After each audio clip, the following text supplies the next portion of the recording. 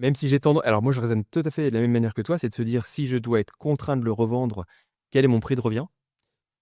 Et c'est complètement différent de raisonner prix de revient versus le prix auquel je l'achète. Parce que comme tu l'évoquais, bah, quand j'achète un bien 100 000 €, déjà j'ai payé des frais d'agence, plus ou moins 5. Donc le vendeur, lui, a touché 95. Je vais payer des frais de mutation, dit les frais de notaire, c'est plutôt 7,5-8, ça vient d'augmenter. Donc en fait, Ouais, sur 200 000 euros, il y a 16 000 euros qui partent tout de direct suite, déjà.